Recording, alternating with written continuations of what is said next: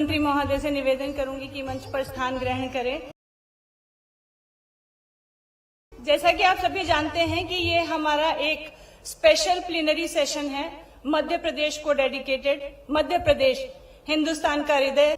World Hindu economic forum के इस कार्यक्रम में परम पूज्य स्वामी जी, आपको दोनों हाथ जोड़ के प्रणाम करता हूं। सभी मित्रों को प्रणाम कर रहा हूं। कार्यक्रम में उपस्थित देश विदेश के सभी प्रतिष्ठित उद्योगपति, नीति निर्माता, अर्थशास्त्री, शिक्षाविद, वर्ल्ड हिंदू इकोनॉमिक फोरम के साथियों को देश के हृदय प्रदेश मध्य प्रदेश की ओर से नमस्कार करता हूं, पुनः अभिनंदन करता हूं। वैसे हमारे यहाँ खाली हाथ आने की परंपरा नहीं है। मैं अपने देश के इस आर्थिक रूप से समृद्ध, सबसे समृद्ध शहर में मध्य प्रदेश की ओर से कई सारी विशेषताओं के साथ, हमारा स्टेट चीता स्टेट है, टाइगर स्टेट है, सोयाबीन स्टेट है, डायमंड स्टेट है और house of tribals Madhya Pradesh का सस्नेह सम्मान और शुभकामना आपके साथ लेके आया हूं। आप सबको आमंत्रण भी दे रहा हूं। ऐसे कई कारणों से परमात्मा की विशेष कृपा जिस राज्य के ऊपर है, मैं ये गारंटी से कह सकता हूं कि बीते यशस्वी प्रधानमंत्री के आशीर्वाद से बनी हमारी सरकार के लगभग 2 वर्ष में सर्वाधिक तेज गति से इन्वेस्टमेंट करते हुए भारत सरकार की आर्थिक दृष्टि से विकास दर जो औद्योगिक है उससे भी तेज गति से अगर किसी राज्य की है तो आज मध्य प्रदेश की है। मुझे इस बात का गर्व है। लगातार आप सबके भरोसे से हम सब मिलकर के माननीय प्रधानमंत्री जी के नेतृत्व में जब भारत तीसरी आर्थिक ताकत की तरफ बढ़ रहा है तो मध्य प्रदेश भी उसमें अपनी भूमिका अदा कर रहा है। इस बात के लिए मैं आश्वस्त भी करता हूं और बताना भी चाहूंगा। भारत के आर्थिक भविष्य पर मंथन यह एक सशक्त मंच 2010 के बाद जिस प्रकार से अपने इस फोरम ने अपनी एक पहचान बनाई है और आज के इस दौर में तो इसका महत्व और बढ़ जाता है। हमारा मार्ग शोषण का नहीं, दोहन का मार्ग है। ऐसे में हम अपने परमात्मा के दिए हुए सभी मूल नैसर्गिक स्रोतों के साथ न केवल प्रदेश को आर्थिक रूप से सुसंपन्न बनाने के लिए जा रहे हैं, लेकिन उसी के साथ साथ सभी प्रकार से भविष्य की चुनौतियों के साथ मध्य प्रदेश देश के साथ कदम से कदम मिला के चलने के लिए तत्पर है। आज भारत में विश्व की जिस प्रकार से शीर्ष अर्थव्यवस्थाओं में तेज गति है, जीडीपी में निरंतर वृद्धि हो रही है, स्टार्टअप इकोसिस्टम से लेकर manufacturing, infrastructure, digital economy, green energy, space, semiconductor, सभी क्षेत्रों में अभूतपूर्व प्रगति हो रही है। Make in India, startup India, digital India और आत्मनिर्भर भारत जैसे अभियानों ने भारत को केवल उपभोक्ता नहीं बल्कि निर्माता और नव प्रवर्तक के रूप में स्थापित किया है। Heartbeat of India, growth of Madhya Pradesh ऐसे सब्जेक्ट के आधार पर जब मुझसे बोलने के लिए कहा गया तो निश्चित रूप से निवेश से और रोजगार से लेकर कृषि और पर्यटन तक हर क्षेत्र में मध्य प्रदेश ने अपनी एक अलग पहचान बनाई। एविएशन पॉलिसी हमारी सबसे अच्छी देश में है। भौगोलिक रूप से हमारा राज्य इतना बड़ा है, लेकिन हमारा एकमात्र राज्य ऐसा है जिसने अपने धार्मिक पर्यटन से लेकर सामान्य पर्यटन और सिंगरोजली से लेकर ऐसे कई इंडस्ट्रियल क्षेत्र में भी हमारी खुद की विमान सेवा चालू की, हेलीकॉप्टर सेवा चालू की।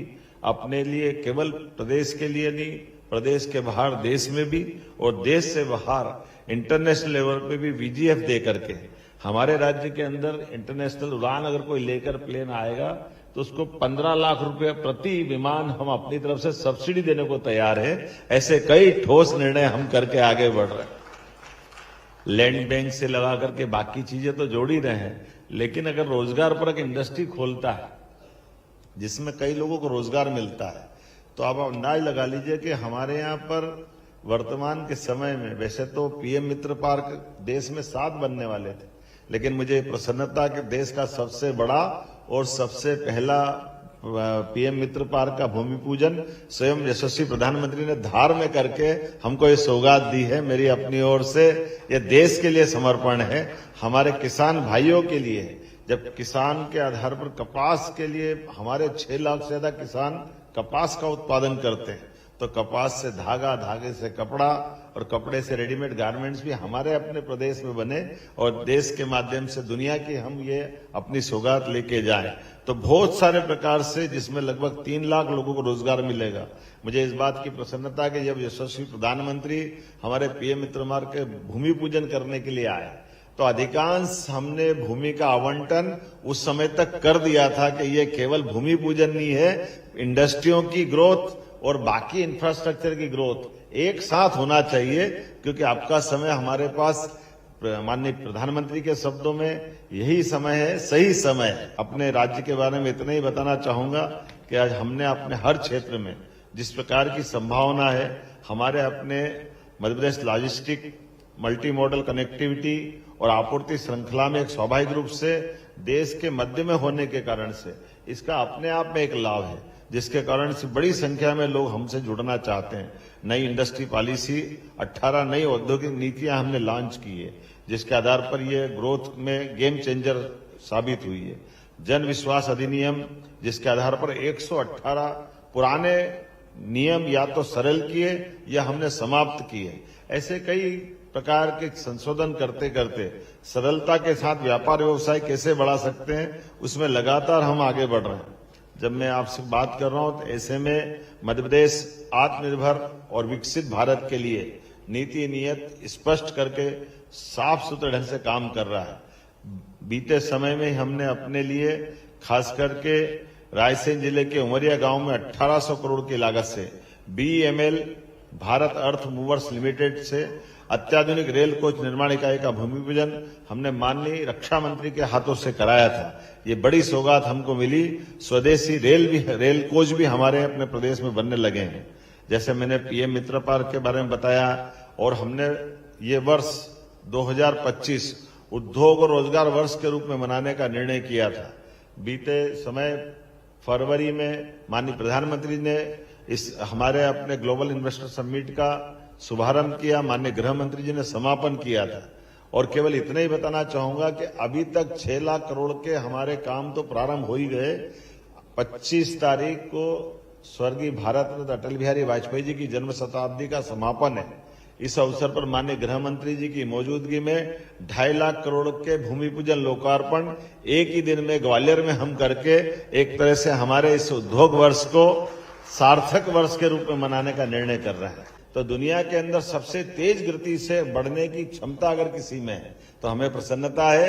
हमारे देश भारत में है और भारत के अंदर के सभी राज्य इसी प्रकार से माननीय मोदी जी के नेतृत्व में बढ़ रहे हैं। पुनः एक बार मेरी अपनी ओर से वर्ल्ड हिंदू इकोनॉमिक फोरम के लिए मेरी तरफ से वंदन, अभिनंदन। आइए इस फोरम को मजबूत करें और हम आगे बढ़ें। मेरी अपनी ओर से बहुत बहुत बधाई, बहुत बहुत धन्यवाद।